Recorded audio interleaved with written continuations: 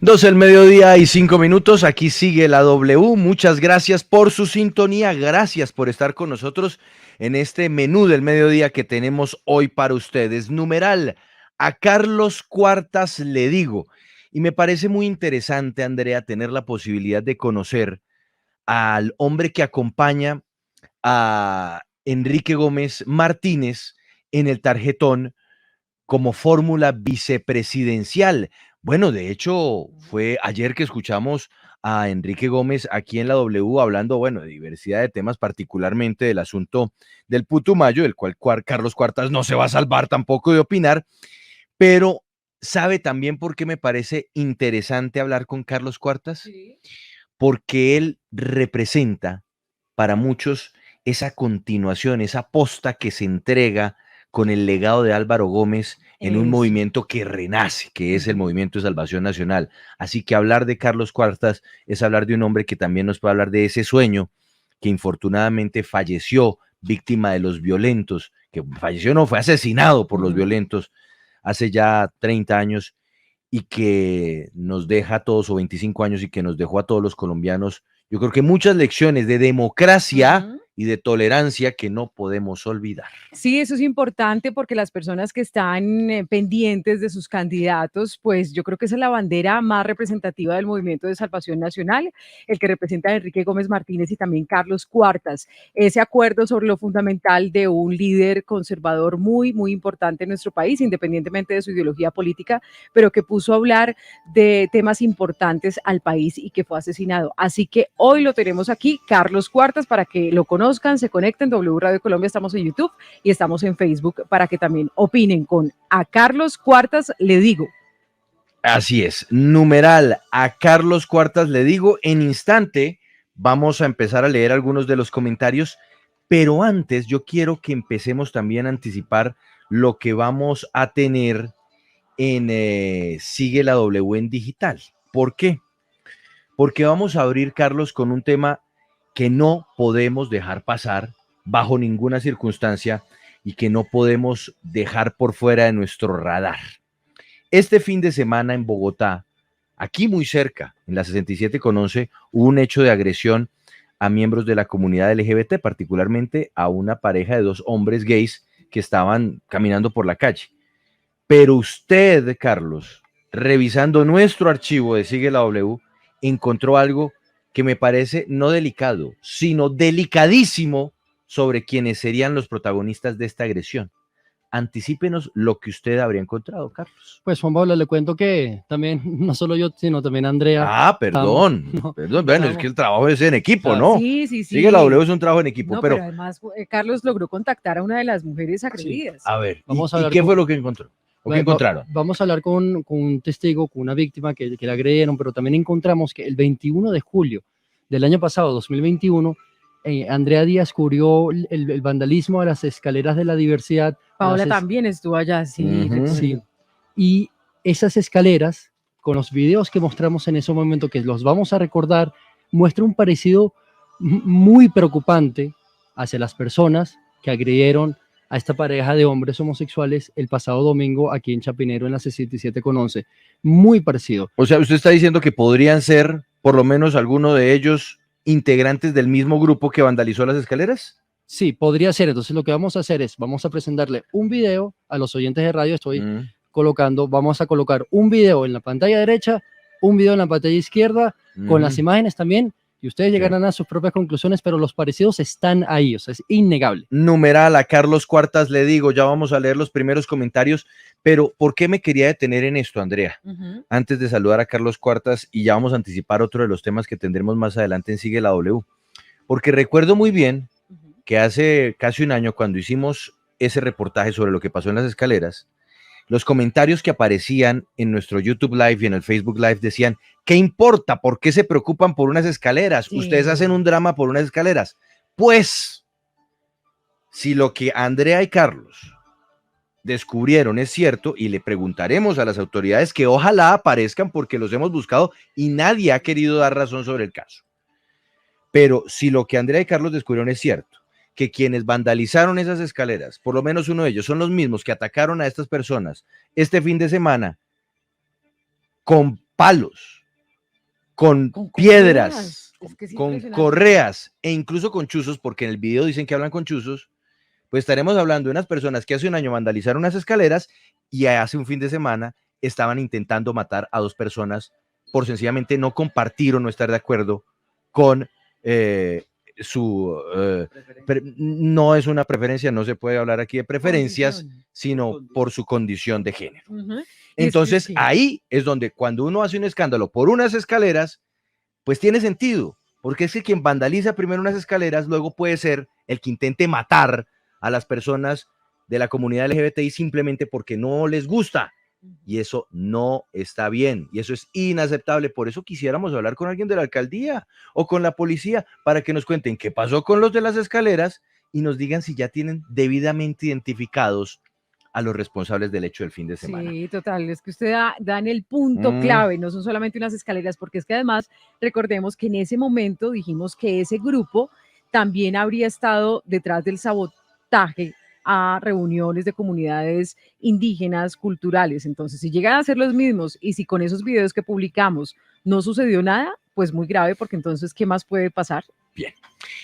Don Mauricio, buenas tardes. Don Juan Pablo, muy buenas tardes, Andrea, y también Carlos. ¿Cómo me le va? ¿Usted quiere arrancar? ¿Quiere decir a Carlos Cuarta le digo o todavía no? No, todavía no, esperemos. Bueno, Le usted, tengo dos preguntas. listo, pero le tengo más bien a usted una forma bastante particular de saludarlo, es obligarlo a mirar a Shanghái, porque Sí. me sorprende mucho, usted que es un amante de los animales, cuánto dolor y cuánto pesar le ha provocado a usted lo que está pasando con las mascotas al otro lado del planeta por culpa del COVID, ¿no? Juan Pablo, esas imágenes son impresionantes. Vi unas que están circulando por redes sociales en las cuales sacrifican de una manera brutal a un perro porque su dueño aparentemente resultó positivo en COVID y las medidas que están tomando allí son muy drásticas. La gente ya no soporta más el confinamiento, son semanas largas sin alimento y cuando lo llevan a los centros asistenciales tampoco tienen agua potable. Es una situación muy, pero muy compleja la que están viviendo en Shanghái y vamos a tener a un colombiano que Carlos consiguió y pues nos va a contar su experiencia de lo que se está viviendo allí en esta ciudad de 25 millones de habitantes. Bueno, pues ya les contamos cuál es el menú del mediodía. Ustedes aquí siguen con nosotros porque sigue la W. Una pausa cortica y al regresar vamos a saludar a la fórmula vicepresidencial de Enrique Gómez Martínez, Movimiento de Salvación Nacional. Estará en el tarjetón, se llama Carlos Cuartas. Opine ya, que bien, vamos con las preguntas que ustedes planteen. Numeral a Carlos Cuartas le digo, sigue la W. Su empresa podría estar en riesgo y usted todavía no lo sabe. Nuestro equipo de consultores expertos en gestión de riesgos le ayudará a fortalecer sus procesos, de forma que contribuyan al mantenimiento de una estabilidad operativa, financiera, legal y reputacional. Risk Consulting Global Group, 20 años haciendo negocios transparentes. Visítenos en riskglobalconsulting.com. Conocer todo sobre finanzas te hace único. Paga con tu Visa Platinum, Visa Signature o Visa Infinite la suscripción anual de Bloomberg Línea y recibe hasta 4 meses de regalo. Visa te da este y más de 200 beneficios. Aplican términos y condiciones que se pueden consultar en www.visa.com. Solo en TP, on the spot, on the move. TP da la hora en la W. Señor locutor, por favor, diga usted qué hora es. Son las 12 del mediodía, 14 minutos. Escribe @Fabio Cuello C, numeral a Carlos Cuartas. Le digo gracias por ser parte de la única opción real de cambio positivo en la primera vuelta de las elecciones, a pesar de todas las dificultades. Y escribe también con ese numeral.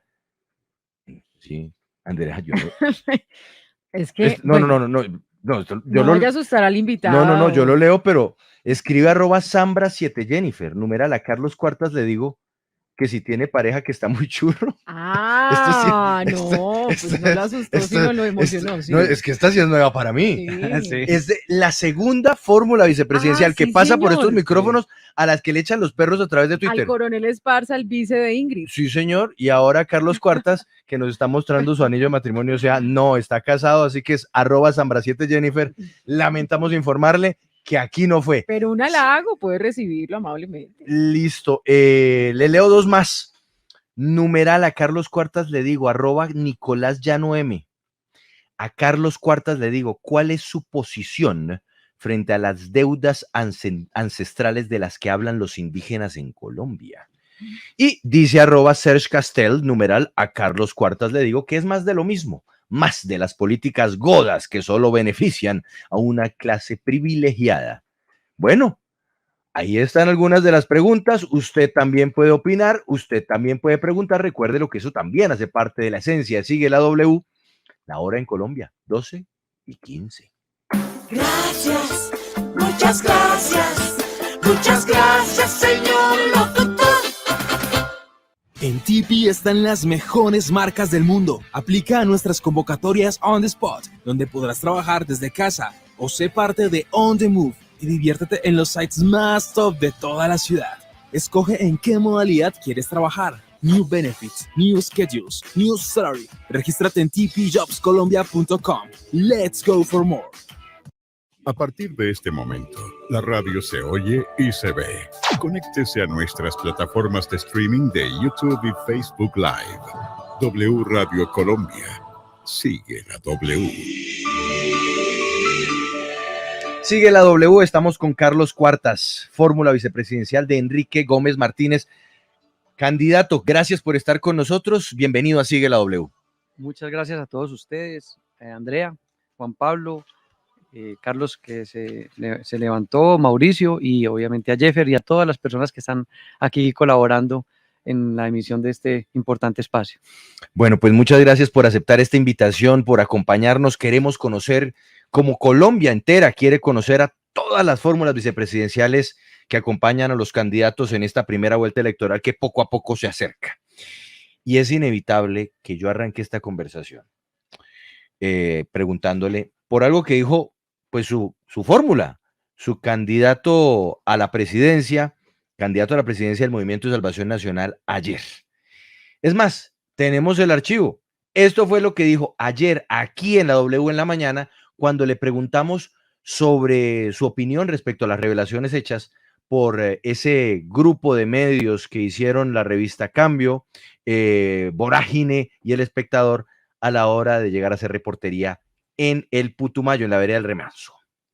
Una publicación que no ha sido validada, que es claramente parcializada, va a generar un efecto político y jurídico. Esa no es la forma de tratar a nuestras instituciones y es una forma hipócrita en la cual muchas de la prensa aquí ha asumido las banderas del narcotráfico para de manera camuflada venir a propiciar su expansión con grave demérito para las poblaciones más indefensas del país. Entonces, creo que el ministro debe mantenerse en su lugar, presentar sus expedientes y sus investigaciones. Están las instancias legales. Entiendo que la Procuraduría ha asumido atracción en relación con la investigación y deben ser los escenarios legales y disciplinares los que decidan qué fue lo que pasó, pero el contexto es claramente diferente de lo que se presenta en este trabajo periodístico claramente parcializado de alguien quien de antaño ya nos había acostumbrado a sus querencias que le hacen perder completa objetividad. Candidato. Bueno, vamos por partes, candidato. ¿Hay prensa en Colombia que ha asumido la bandera del narcotráfico? Yo venía en el carro con Enrique Gómez cuando estaba en la entrevista. Se terminó la entrevista y lo que estábamos hablando era el tema de que sí existe una prensa que pudiera estar parcializada. Fue el resumen de lo que hablamos, puesto que se estaba juzgando o prejuzgando a las fuerzas militares de Colombia, en donde inclusive hoy todavía hay que esperar las investigaciones. Yo personalmente he podido conversar con personas que me han explicado cómo funcionan estos operativos, que valdría la pena también que alguien nos cuente, porque yo oí al general Torres de todas formas hoy, pero la verdad, con tanta información y con tanto que hemos venido recorriendo el país, puede que las palabras no sean las mismas que yo pudiera utilizar. Yo inclusive en el debate de semana y el tiempo nos pidió Vicky Dávila qué opinábamos de ese ataque que había recibido recientemente RCN, hablándolos de censurar y de estar también Y yo lo que les dije y lo mantengo aquí porque soy un respeto mucho las instituciones, pero tanto el cuarto poder como es los medios, pero también a la fuerza pública y todo lo que sea un pilar de una sociedad. Y ahí tenemos que también tener en cuenta, Juan Pablo y todos en la mesa, esta es una zona en la que se hizo, en la que obviamente hay una presencia del grupo de las FARC disidente 48, que es un frente que no es un frente de combate, es un frente miliciano. ¿Qué hacen normalmente estos frentes? Son dedicados es al tema logístico, son dedicados es a exportar cocaína, a importar armas, a la trata de personas. La inteligencia militar estuvo a cargo allí de la Armada, que es la que hace presencia. La Armada es quien identifica que existe hace unos meses esa presencia de estos grupos allí y le pasa esa información al ejército. El ejército prepara la operación con una cantidad de protocolos que también sabemos que se deben seguir, como siguiendo todo lo que es el DIH, el Derecho Internacional Humanitario. En esta operación aparece primero antes de cualquier operación, es bueno que todos los colombianos lo sepan, tiene que recibir la asesoría jurídica y operacional que se llama AJOPE, que busca que todos los protocolos precisamente del Derecho Internacional Humanitario se cumplan. Sí. Y como les menciono, si bien es cierto, es una operación que hoy hay que investigarla porque pues como respetuosos que somos de la institucionalidad, todo tiene que basarse en protocolos y en la Claro. búsqueda obviamente. Pero mire usted ahí, candidato, me Señor. toca centrarlo, porque es Vale. que yo le pregunté directamente sobre lo que dijo, quién es su fórmula para llegar a la presidencia de la República, Enrique Gómez, y él dijo, hay prensa que asume las banderas del narcotráfico. Es que se lo podría repetir, pero perdemos tiempo. No, Juan Pablo, no. Es que eso pues, es una afirmación por lo menos delicada. De acuerdo, Decir no. que hay prensa, y más aún cuando estamos hablando de 6 colegas que se fueron solitos al Putumayo, a una zona así cocalera, no vamos a negar la realidad de la zona de frontera. La zona de frontera con el Ecuador es una zona en donde lo que se produce es cocaína y la economía se mueve en base del narcotráfico.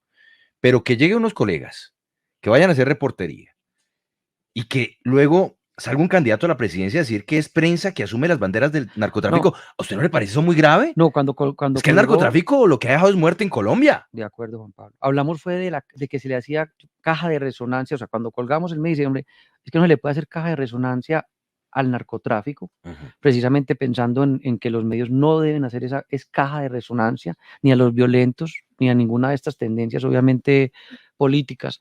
Y como les digo, como yo estaba ahí, cuando él cuelga, hablamos fue de eso, no, así aparezca en este momento esa grabación en esa manera, de esas formas, el contexto en el que continuamos hablando era eso, ¿vale? Y yo creo que en eso es muy importante que sepan es que mire, toda institucionalidad respetada por nosotros. Le leo 2 trinos que llegan. Vale. @Iván_Cuyabro dice, numeral a Carlos Cuartas le digo que la candidatura de Enrique Gómez es una afrenta al legado de Álvaro Gómez Hurtado. Ayer nomás atacó a los periodistas que fueron a investigar la matanza en Putumayo. Y escribe Julio Sánchez, acaba de escribir @J Sánchez Cristo. Numeral, a Carlos Cuartas le digo, ¿está de acuerdo con su jefe en las críticas a la prensa? Es que créame que es un tema... A Julio y a todos vuelvo y les repito, en el debate de semana que lo pueden ver, enfáticamente fui el que más defendió todo lo que era la prensa y siempre lo haré, así como defiendo las instituciones. Para mí la prensa es importantísima en una sociedad. El respeto por la parte del periodismo lo pueden ver perfectamente en mis actuaciones y, como les digo, públicamente. Aquí vuelvo y lo ratifico. La importancia en un país como Colombia, en general todos estos países latinoamericanos, que ustedes saben que cuando llegan estos regímenes como los de Venezuela y han llegado a otros países de Latinoamérica, lo primero que hacen es acabar o disminuir la capacidad de la prensa de denuncia, de investigación, y en eso obviamente no vamos a estar de acuerdo. Lo que sí les puedo decir es lo siguiente. Cuando colgamos con el doctor Enrique, sí me dice hombre, no se le debe hacer caja de resonancia es a los violentos, y lo que sí no puede haber es prensa parcializada a favor de algunas tendencias o no. Eso sí fue un comentario que nosotros hemos, y yo pienso que es un mensaje a todos, así como se está pidiendo que haya imparcialidad en todos los aspectos, como en la registraduría y como todo lo que sea tener una democracia sana, pues yo me imagino que lo que se tiene que tener en Colombia es lo mismo, una imparcialidad y no juzgar o prejuzgar Sí. a la fuerza pública ante una operación que todavía está en investigación. Yo eso lo entiendo, pero le voy a hacer la pregunta mucho más directa. ¿Se equivocó Enrique Gómez Martínez o no al decir que la prensa tiene las banderas del narcotráfico? En la frase como está así contextualizada, evidentemente no es la que es, eso sí los puedo asegurar que, y conociéndolo como lo he podido ir conociendo, que es buscando a toda hora, es que la institucionalidad y la prensa es una de Listo. ellas. Y mi pregunta complementaria. Usted dice que después comentaron que es que la prensa no debe ser caja de resonancia del narcotráfico, de la ilegalidad, pero ¿usted le parece que ser caja de resonancia es ir a la zona, contactar a las víctimas que dicen que algo está muy extraño en las versiones que entrega el ejército? Eso es hacer periodismo, no es ser caja de resonancia de un lado o del otro. Yo sí te puedo dar un ejemplo claro, Andrea, cuando se habla de masacre, por ejemplo, en este país, resulta que la masacre además está definida y me gustaría leerles cuando en Colombia la masacre primero que nada es un término que ya no existe y se llaman homicidios colectivos. Y cuando es masacre, pues para que lo sigamos viendo, un homicidio colectivo se da, es donde resultan más de 4 muertos que no sean producto de acción de la fuerza pública, cometido a la misma hora, mismos autores y personas en estado de indefensión. Resulta que aquí hubo una acción de la fuerza pública. No puede nunca equiparar a la fuerza pública con los actores armados. Nunca se puede uno mencionar, a menos que sí lo sea, una masacre realizada por la fuerza pública. Hemos utilizado también en la prensa mucho la palabra es matanza, porque hubo unas personas que están sin vida y que eran civiles en un contexto que la fuerza pública puede decir que es de influencia, de disidencias de las FARC, pero aquí hay muchas preguntas, porque incluso falleció un menor de edad y una mujer embarazada.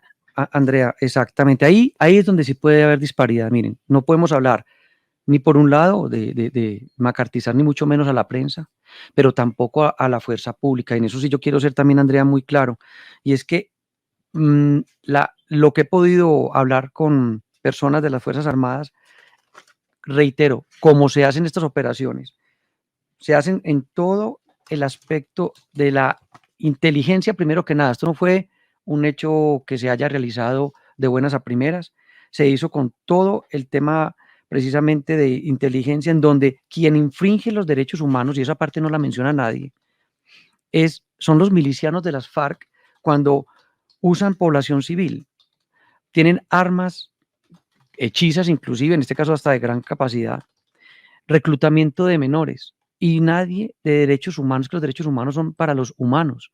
No solamente pueden estar velando cómo se elimina la fuerza pública, su capacidad operacional. En cualquier operación militar existen 3 partes que son el enemigo, el tiempo y el terreno. El enemigo es el Frente 48, es que hay que entender que ese es el enemigo de los colombianos, no es la fuerza pública. El tiempo es revisar el clima como está, las condiciones atmosféricas, y el terreno es en este caso la geografía. ¿Quién hizo eso? La inteligencia de la Armada. Esto no fue una cosa, y me perdonan la palabra, esto no fue chambón, por lo menos el operativo. Si hubo errores, tienen que ser basados dentro de lo que es el teatro de operaciones de nuestra fuerza pública. Como les mencioné, acompañado de AJOPE, que es la asesoría jurídica operacional, que es la que busca perfectamente que cada operativo esté bien realizado. En este caso, en esos términos, cumple con todo esto. Luego, tenemos un tema que es el Manual de Derecho Operacional, ajustado obviamente al derecho internacional humanitario. Y luego, y si hay algún problema en donde alguna de las personas de la fuerza pública hubiera ocasionado alguna situación particular afectando a la población civil, para eso está la justicia penal militar, que es quien debe hacer las investigaciones. Los videos muestran actividades de crimen organizado, civiles, armados, narcotráfico y menores instrumentalizados. Cuando recordemos también que un mayor de 14 años con un fusil es catalogado como un combatiente. Si hubo de pronto un fallo en el diseño de la operación militar y no en la parte de inteligencia, pues evidentemente tenemos que revisar qué se tiene que hacer. Pero les recuerdo que hay que entender quién es el enemigo en este país. La conferencia, la 7ª, la 8ª y la 9ª de las FARC, hablan de que tienen que usar a los civiles y hacer todas sus operaciones en donde haya civiles para que la fuerza pública se pueda equivocar la mayor cantidad de veces y reducir la capacidad de lucha. Sí. Eso lo tenemos que también tener muy claro los colombianos y entender de qué parte. Es decir, el periodismo tiene que informar. Y Sí. estoy de acuerdo en que informemos, porque así es que nos daremos cuenta si efectivamente pasaron Mire. algunas situaciones de mala ejecución. Pero mire, sigamos en esta línea del tema del narcotráfico y Vale. yo sé que también Mauricio va con su inquietud al respecto, pero yo quiero retomar un trino que hizo ayer, quien fuera subdirector del Departamento Nacional de Planeación, Daniel Gómez, un economista además que me parece muy, muy interesante y con unos planteamientos bien atractivos sobre la realidad de Colombia. Daniel Gómez trinó, citando a Milton Friedman. Imagino que usted debe saber quién es Milton Friedman, uno de los grandes maestros de economía del siglo pasado.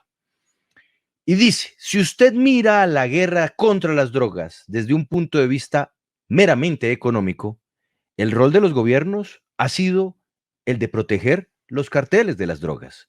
¿Qué opina usted de esta afirmación, que fue retomada, citada, por quien fuera subdirector de planeación hasta hace un par de meses que se fue Daniel Gómez? O sea, ¿usted no cree que lo que se ha hecho por parte de los gobiernos al mantener la interdicción de las drogas y llevar adelante esta guerra contra las drogas, desde una perspectiva meramente económica, es proteger el negocio de los carteles? Juan Pablo, sin que sea política de Estado y la encuentre uno así, el efecto claramente sí es ese.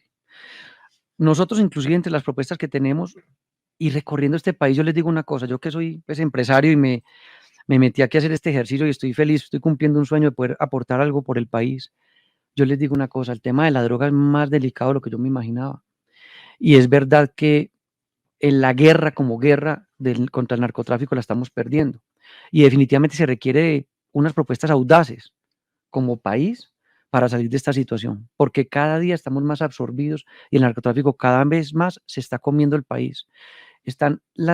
Cuando viaja uno al Cauca, los cultivos de coca ya no, eso no hay que buscarlos. Por toda la carretera se ven. Cada día ampliamos la cantidad de coca. Imagínense que están mejorando la producción. Entonces, no solo aumentan las hectáreas sembradas, sino que ahora las hectáreas son más... Pero eso no fue lo que pasó en Chicago hace 100 años cuando hubo la prohibición del alcohol. Y es que las mafias llegaron hasta la alcaldía misma de la ciudad y controlaban la ciudad y controlaban a las grandes ciudades y controlaban al país hasta que le tocó decir al mismo estado que prohibió el alcohol 10 años después, no, levantemos esta prohibición porque si no nos vamos a terminar matando entre todos. Estamos totalmente de acuerdo. Nosotros tenemos que buscar como país, como sociedad, lo que pasa es que es el eslabón más débil, así seamos los mayores productores, el eslabón más débil es Colombia, porque somos el país más pequeño, somos el mayor productor de cocaína obviamente del mundo, pero aquí tenemos que hacer una cruzada y tenemos que lograr que ese negocio como negocio se disminuya o se acabe, o si no, eso nos va a acabar al país. Candidato, frente a las investigaciones o por lo menos lo que están haciendo los diferentes organismos de inteligencia, llámese del ejército, de la policía, de la fiscalía, están fallando en tratar de buscar neutralizar a esas organizaciones criminales, porque muchas veces dicen estamos detrás de un alias y resulta que ese alias no es el tal alias que estaban buscando y aparecen alias y llega un nuevo reemplazo, pero nunca se llega realmente a quien está detrás de ese negocio del narcotráfico y esto sigue creciendo y hay zonas donde están bastante afectadas por la presencia de no solo carteles en Colombia, sino carteles mexicanos. El cartel de Sinaloa está en Colombia hace fácilmente, que yo tenga información, hace por ahí unos 15 años. En Medellín operan hace fácilmente 12, 15 años porque llegaron a las estructuras de la ciudad a buscar cómo se controlaba hasta el microtráfico y van cuadra por cuadra apoderándose de todo el negocio ilegal de una ciudad. O sea, ellos son un cartel supremamente organizado y encontraron un caldo de cultivo para llegar a Colombia. Imagínense, el problema de esta información es en la época de la alcaldía de Medellín que se la dieron a un alcalde y le contaron cómo estaba la situación en el país. Entonces, esto lo que viene es aumentando. En el Cauca, en las zonas ya cocaleras, permanentemente presencia de carteles mexicanos. Eso ya es una realidad y por eso es lo que estamos hablando. Manuel, resulta que la guerra como la estamos manejando es un fracaso. Eso nos supera. Esto es un tema transnacional. Colombia no tiene la capacidad. Pero hay fallas en inteligencia militar o en inteligencia de los organismos de investigación, de la fiscalía, de la policía, de la SIJIN, de la DIJÍN. Yo no sabría porque no tengo la información de saber cuántas fallas pueden haber. Lo que pasa es que el tema es tan grande y tan delicado que es que esto corrompe todo. O sea, esto nos está acabando como sociedad. Los muertos los pone Colombia. Mauricio, el país lleva toda la vida, porque es que ya llevamos demasiados años, 50 años, 40 años atacando este fenómeno, cada vez con peores resultados. Financia las estructuras terroristas, financia hoy política, financia todos los, transversalmente está acabando con cada uno de los estamentos de la sociedad, no está dejando uno por fuera. Hoy por hoy hay alcaldes permeados por la mafia, como todos lo sabemos. Permean las instituciones porque no contentos con el producido de la droga, se quieren quedar con la administración pública. Entonces, esto es lo que está... Ah, y otra cosa, resulta que la pureza está aumentando en las calles. ¿Por qué? Porque la alta producción que hay en Colombia se exporta una cantidad, pero sí, ahora está sobrando mucho. Y la pureza viene aumentando en las calles, afectando a los jóvenes y afectando pues a todos los colombianos. Entonces, definitivamente, el que diga que esta guerra no la estamos perdiendo, yo no sé en qué mundo está. Y ahora la pregunta es, ¿qué vamos a hacer como país? Entonces, Mauricio, yo no puedo entrar a decirte si hay errores estratégicos de inteligencia. Yo lo que digo es que no hay con qué, así no los hubiera, no hay con qué, no hay instrumentos para acabar con esto como colombianos. Escribe con nuestro numeral a Carlos Cuartas le digo, @soy_rasek. Numeral a Carlos Cuartas le digo que el Estado se olvida de los niños, no asegura sus derechos. Los violentos los obligan a cargar un fusil y el Estado los mata porque son objetivos militares. La lógica del candidato pareciera ser solo la violencia. Escribe también con este numeral @manuganesha, numeral a Carlos Cuartas le digo que el enemigo no es el periodismo y escribe @branchiflores, numeral a Carlos Cuartas le digo que mi voto es por ustedes. Son coherentes, saben lo que dicen. El señor Enrique Gómez fue respetuoso de nuestras instituciones y dijo, hay unos periodistas.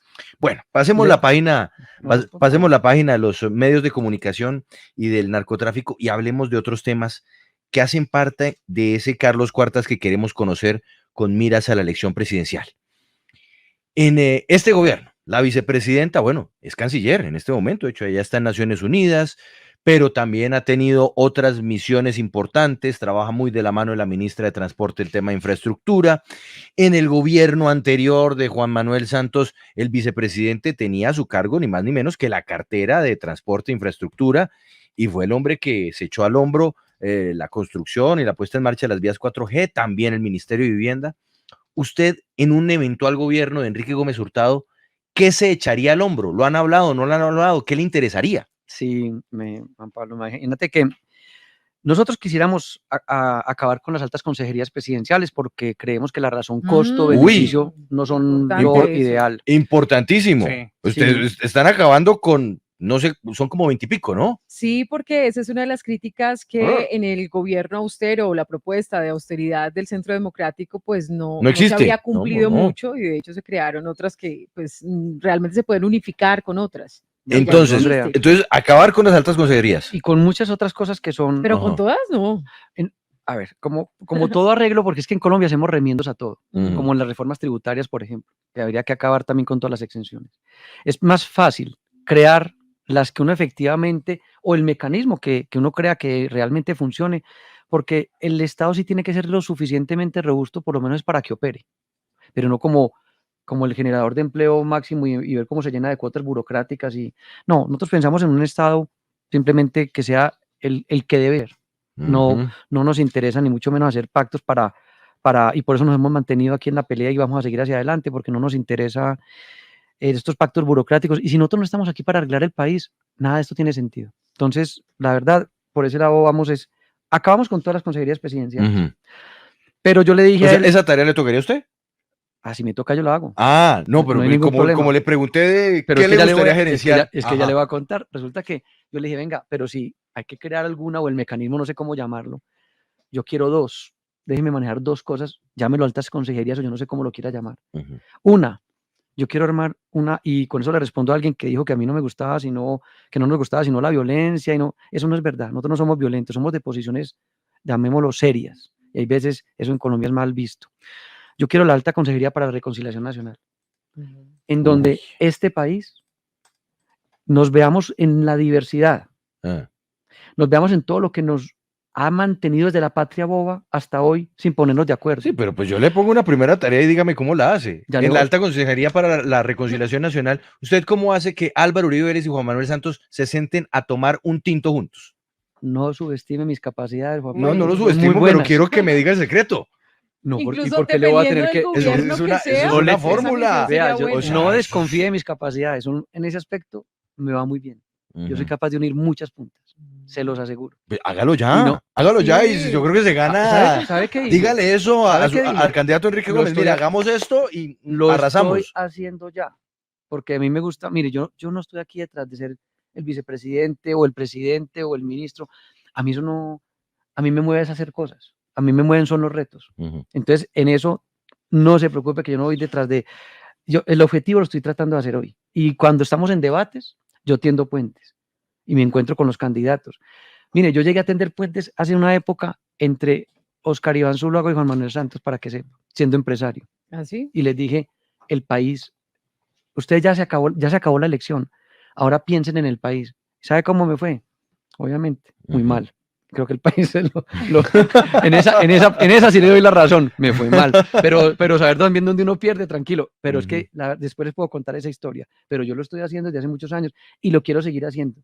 Y yo me siento en la capacidad de sentarme con cualquier persona de cualquier pensamiento en este país, Ajá.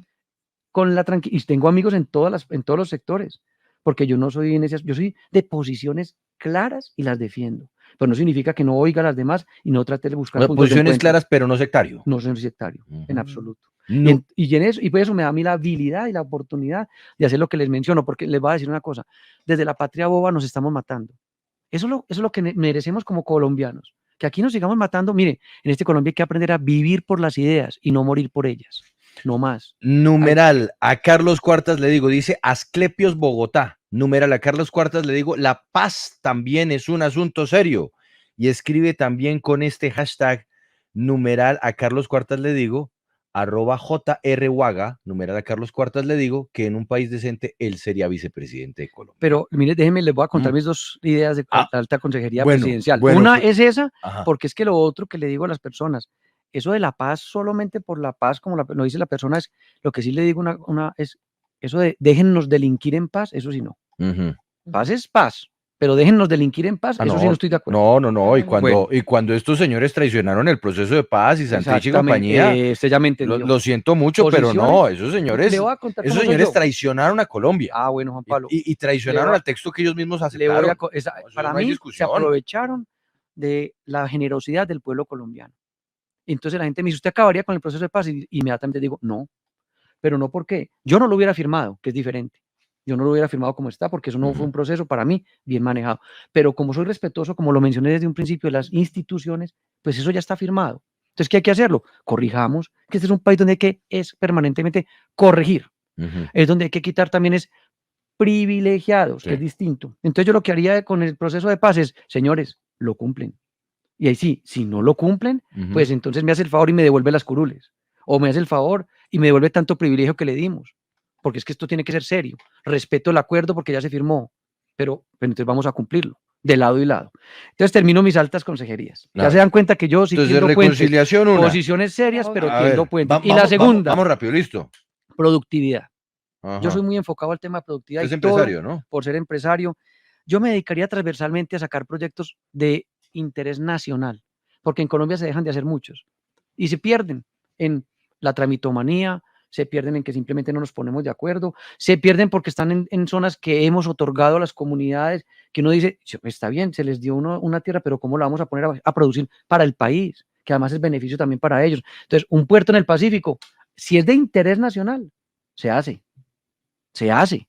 Las consultas previas no pueden ser confundidas con permisos previos. Entonces, el país está perdiendo muchas oportunidades como país para salir adelante. Yo quiero unificar a los colombianos para que tengamos un solo norte. Ojo, esa diversidad que tenemos, etnia, gastronómica, en tantas formas de pensar, busquémonos en lo que nos une y en lo que nos diferenciamos en el disenso. Simplemente trabajémoslo. Trabajemos el disenso para cada vez traer más consenso, pero pensemos por primera vez en que somos una raza colombiana. Nadie habla de la raza colombiana. Somos todos. Y ahí caben los negros, los indígenas, los blancos, los amarillos, la diversidad, todo lo que tenemos como personas. Eso es la raza colombiana y nadie habla de ella. Y yo quiero proyectarla. Sí, bueno, ya vamos a hablar de su faceta como empresario y de sus propuestas, pero dígame qué puente tendería usted entre Gustavo Petro y, por ejemplo, su movimiento, Enrique Gómez Martínez, o la derecha, que también comprende una parte a Fico Gutiérrez y también a Álvaro Uribe Vélez. Y ¿Qué a puede María entender? Fernanda Cabal. María Fernanda Cabal, eso, dígame un puente que usted entendería Le entre Gustavo entiendo. Petro y ellos. Mire, dejando claro primero que yo no creo es en esa forma de país.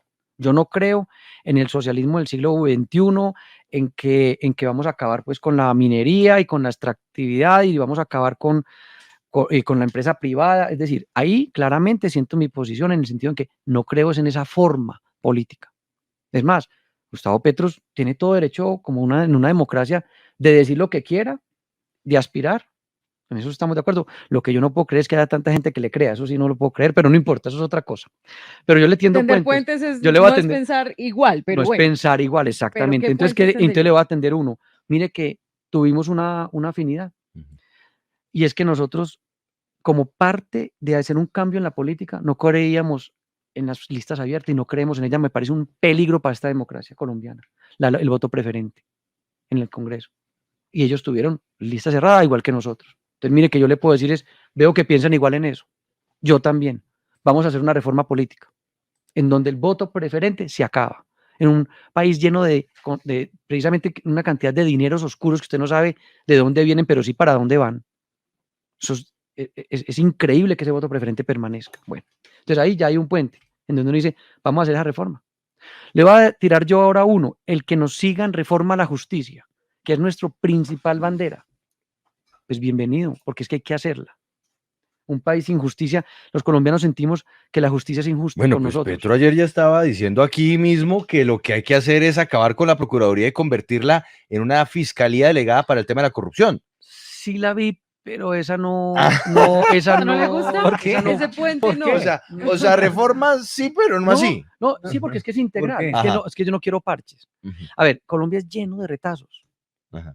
Aquí tenemos que ir a lo fundamental. Ajá. Aquí tenemos que ir al origen. Y entonces aquí tenemos que organizar la política colombiana pues desde los partidos. La justicia desde una reforma integral a la justicia, porque llevamos 20 intentos de reforma en 20 años.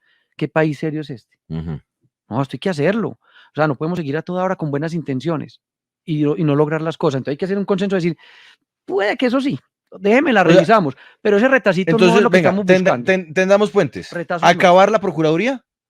No, es que no es, no. Porque no la es acabar, Procuraduría cada día es un ente más, sí, más más macrocefálico. Yo ¿no? lo sé, yo lo entiendo en que no opera lo que debería hacer, pero yo más bien le propongo es, ¿cómo hacemos para que la Procuraduría más bien sí cumpla su objetivo? Es que cambiarles el nombre, hay veces, que somos expertos además en eso, aquí le cambiamos, a Fonadebu que cambia hasta nombre, o sea, ya está tan perrateado que mejor cambiémosle el nombre. Entonces, en Entonces territorio. ahora llama en territorio. Pero es la misma vaina. Exacto, entonces eso yo no quiero más en este país, es decir, se los digo de verdad, si yo logro cualquier cambio de estos que queremos como país, para mí, este ejercicio y salir de la comodidad de trabajar en una empresa y en el sector privado, valió la pena.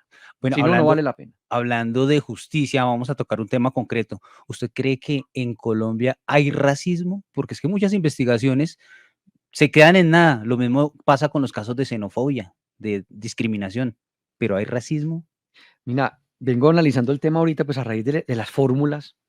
Yo me empecé a sentir un poco mal en las fórmulas vicepresidenciales porque yo dije, no soy negro, no soy mujer, no soy LGBTI. No. Y yo dije, no, pues me da esta pena, me dio como un poquito de vergüenza. Yo dije, pero, ¿qué es esto? Y la verdad es que lo primero que yo quiero llamar la atención es que me parece primero que nada medio ridículo, porque este es un país de mestizos. O quién es el que se cree pues tan de sangre azul o tan blanco y tan mono, o yo no sé qué, para generar, llamémoslo así, ese racismo. Entonces, yo creo que lo primero que tenemos que hacer es dejar de discriminarnos nosotros mismos. Lo hablé con una periodista amiga de ustedes, Laura, en El Espectador. Y yo le dije, ¿usted cree que yo en mi empresa le tengo que preguntar entonces a alguien si es de la comunidad LGBTI para decir, entonces tengo 5 cupos LGBTI? Cuando hoy en mi empresa pueden haber los que tú quieras, ¿yo qué voy a saber? Pueden ser todos, pueden ser la mitad, puede ser, no sé. Pero porque, es ridículo. Porque precisamente no discrimino. Eso para mí es una forma de discriminación. Entonces tengo que traer 5 personas negras, 5 LGBTI. Sí, eso tiene un nombre, eso se llama discriminación positiva. Exactamente. Yo yo voy ya un poco más allá y yo no la hago, yo no tengo por qué preguntar eso. Sí, pero Discúlpame. usted mencionaba la palabra ridículo. ¿Es ridículo considerar que hay racismo o es ridículo el racismo? ¿Quién es Es racista? ridículo el Aclaremos eso. racismo, claro, Andrea, siquiera me haces esa claridad, a mí me parece absurdo, ridículo el que eventualmente lo practique, pero es que somos un producto de mestizaje. Pero eso no responde a la pregunta de Mauricio. Perdón, preguntó, Mauricio. ¿hay racismo en Colombia? Pues a ver, lo oigo de personas, sobre todo de raza negra, diciendo que lo hay. Yo quisiera documentar más o documentarme para saber en qué momento es que se genera, llamémoslo así, ese racismo. Lo que yo le puedo decir es lo que sí hay aquí en Colombia, una inequidad inmensa. Y en eso sí, y lo conozco de primera mano, existe en departamentos como el Chocó, por ejemplo, como los de territorios nacionales, como en las zonas de donde hay indígenas también. Lo que sucede aquí en Colombia es que hay inequidad grandísima. Eso sí, yo de esa sí puedo hablar con ¿Y propiedad. usted no cree que De esa racismo, inequidad de una u otra forma sí termina teniendo un componente racial? pues podría, Y le planteo una pregunta. ¿Cuántos magistrados negros hay en la Corte Suprema de Justicia? es que voy a ir al fondo y antes de que me haga más de ese estilo, yo le podría decir precisamente dónde comienza el problema, porque eso es consecuencia, lo que tú me estás diciendo, Juan Pablo, es consecuencia, que no haya unos magistrados, que no haya un presupuesto, porque yo no creo que digan en el presupuesto nacional, digan uy, no le vamos a dar nada a los negros, cuidado, pues yo no me imagino que eso suceda en Colombia, si lo sucede, primero lo desconozco y segundo me parecería el colmo, pero le voy a contar dónde nace es la inequidad. ¿Cuántos senadores tiene el Chocó? En este momento creo que es cero. Cero. Sí, pues son ¿Cuántos? 2 curules afro en el Congreso, pero Sí, pero porque del Chocó. por presentación condicionar, del Chocó no. tiene razón Andrea, es por condición, pero el Chocó no tiene representantes en el gobierno nacional, que son los que empiezan a tramitar y hablar de su región, porque ahí hay que hacer también una reforma política. En Colombia no podría haber ningún departamento, que deberían ser provincias sin representación para que peleen por sus derechos. Pero yo le tengo el contraargumento. Señor. ¿Cuántos senadores tiene el Valle? Y mire el desastre de Buenaventura. Ajá, sí, ahí sí, muchos escondidos. Así es, pero tú crees, exacto. Y lo mismo la pregunta con toda es, la costa, ¿cuántos? exacto, el la pregunta es, Atlántico. pero ¿eso es por racismo? Esa es la que yo quisiera documentarme más porque no quiero ni ser injusto porque sí lo hay, evidentemente hay que atacarlo, pero no quiero tampoco ser ligero en decir sus problemas son por culpa del racismo. Bien. No soy capaz de responderte así con esa tan tajante. Llega nuestra sección favorita en Sigue la W en estas entrevistas, que son preguntas breves para respuestas cortas. Ay, Dios. Esto será después de una pausita de 30 segundos que tengo que hacer. Ven a Tecnología Movistar y aprovecha nuestro festival de descuentos en el Tech Fest. Movistar presenta en la W Minuto 60 Movistar. Y el Minuto 60 Movistar llega a ustedes de la mano de las preguntas breves para respuestas cortas. A ver, ¿quién tiene cara de arrancar hoy? Andrea, Mauricio. Mauricio tiene cara de querer arrancar hoy con las preguntas breves, respuestas muy cortas. Estamos con el candidato Carlos Cuartas, es la fórmula vicepresidencial de Enrique Gómez Martínez. Le informo que numeral a Carlos Cuartas, le digo, es hasta ahora segunda tendencia en Colombia, únicamente superada por Rusia, que en este momento habla de Colombia en las Naciones Unidas. Bien, Candidato, Muy bien. ¿usted está de acuerdo con restablecer los diálogos de paz con el ELN? Mientras estén efectuando terrorismo con grupos terroristas, no nos sentamos. ¿Ha habido corrupción en el gobierno de Iván Duque? Yo conozco varios casos, como el de centros poblados, donde efectivamente lo hubo. Son funcionarios del gobierno. Reforma tributaria, sí, y con un enfoque muy puntual. ¿Cuál sería? Sí, a los colombianos hay que empezarles a decir la verdad. En elecciones se dice una cosa y luego se gobierna con otra. No es que queramos, hay que hacer reforma tributaria, pero ampliando la base. No pueden seguir siendo solamente 2 millones de hogares colombianos contra 16 millones, que es el universo, los que paguen los impuestos. Hay que acabar con 34 billones de pesos en exenciones que hay en este país. Aquí hay que ser más, recordemos, la palabra que yo uso siempre es equitativos. Y aquí en Colombia hay una inequidad en tema tributario y una cantidad de privilegiados. Hay que acabar con los privilegios, pero que no son solo de los ricos. Ese lenguaje de ricos y pobres, nosotros no vamos con él. Hay que acabar con los privilegios. Reforma a las pensiones. Es inevitable, pero yo quiero saber, ¿hay que incrementar la edad para pensionarse en Colombia? Puede que como parte del estudio sí haya que hacerlo, definitivamente, y parte puede ser, equiparar eventualmente hombres y mujeres. Lo segundo, hay que aumentar eventualmente la edad de pensión, pero lo más importante es el tema solidario. ¿Esto es para qué? Urge porque estamos desfinanciados. Hoy apenas el 20% de los colombianos que llegan a edad de jubilación están recibiendo la pensión. Hay además un pago que le estamos debiendo a los adultos mayores porque están envejeciendo en pobreza. Eso no puede ser.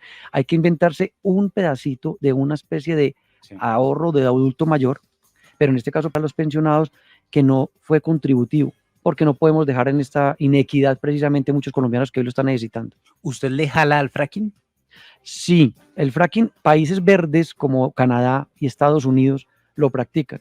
Colombia tiene que ser capaz de sacar adelante, antes de que se acabe la era del petróleo, tenemos que ser capaces de coger estos recursos para darle presente a nuestros jóvenes. A los jóvenes hay que dejar de decirles que tienen futuro. Necesitamos presente, y el presente se da generando prosperidad, generando riqueza. Y hoy un país como Colombia, que no sea capaz de sacar todos los recursos naturales que puede sacar, ambiental y socialmente responsable, no es capaz de hacer todas estas reformas que necesitamos para darle un bienestar a los colombianos. Usted está en Salvación Nacional y no está en el uribismo. Deme un aspecto que diferencie la derecha que usted representa con la que también podría tener María Fernanda Cabal. De acuerdo, nosotros si bien la autoridad puede ser uno de los puntos de toque que hablábamos, definitivamente el Centro Democrático no me representa para nada derecha. El Centro Democrático, igual que los últimos 8 gobiernos en Colombia, se han dedicado al asistencialismo. Nosotros cambiamos asistencialismo por impulso a la prosperidad. Nosotros no le queremos dar a los jóvenes, ni a las familias, ni al adulto mayor, una cantidad de subsidios que lo que hacen es que empobrecen y aperezan. A los jóvenes lo que necesitan es presente y lo que hay que darles es oportunidades y no tanto subsidio.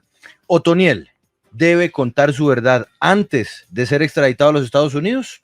Si en Colombia tuviéramos la capacidad de tener guardado a Otoniel, claro que sí, pero no, la verdad lo demuestran las fallas que hemos tenido en el IMPEC y en todo nuestro país para una persona de tanto nivel y tanto calibre que todo lo puede corromper. Definitivamente es mejor que se vaya y luego venga a contar, tristemente. ¿Confía en Alex Vega, registrador nacional del Estado Civil? Yo como persona no tengo contra Alex Vega nada, no lo conozco, pero para mí definitivamente las elecciones del 13 de marzo deberían ser repetidas. Hoy no hay garantías, todos los colombianos están hoy sin creer en la institucionalidad. Por lo tanto, si una renuncia de él y una repetición de las elecciones del 13 de marzo le devuelve a los colombianos esa credibilidad por las instituciones, pues es lo que hay que hacer. ¿Se debe reformar la Jurisdicción Especial para la Paz? Debe modificarse para que le sirva a las víctimas y no a los victimarios. ¿Usted es de los empresarios que piensa que si gana Gustavo Petro, usted y su empresa se tienen que ir del país o no? Lo que de irse o no irse, pues esta es nuestra patria, no sabe uno si le va a tocar quedarse uno aquí es defendiéndola. Lo que sí es claro es que con la sola llegada los empresarios van a perder muchos empleos, muchos colombianos van a quedar desempleados, porque esas son las políticas de atacar la minería, de atacar el petróleo, de decir que el aguacate es el reemplazo, de acabar la industria, de las expropiaciones, así digan hoy que no con eufemismos como la democratización y demás, evidentemente asusta, y ya sabemos todo lo que los colombianos lo que es querer vivir sabroso con unos días que han querido vivir sabroso en Perú y en Chile. A Carlos Cuartas le digo, somos rehenes los colombianos de los taxistas, gremio que no ha dejado de implementar y regularizar aplicaciones como Uber. Tengo muchos amigos y nos deben estar escuchando, tengo amigos en los dos sectores y estoy tendiendo puentes para que sepan. Así pero, no me quedan. Le voy a contar por qué. Porque para mí... ¿Entre Uber y Hugo Espina?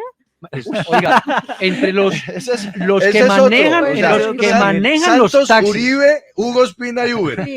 Resulta que es que lo que viene mal, y lo he venido hablando, son los benditos cupos. Es que ahí es donde nace el verdadero problema y ahí hay que hacer una especie de transición porque la gente ya invirtió en esos cupos. Entonces lo que hay que hacer es ver cómo las plataformas, como ya sucede, que muchas veces las plataformas ya uno se puede coger también un taxi. El problema no es ese, no hay que ser precisamente sectario ni radical.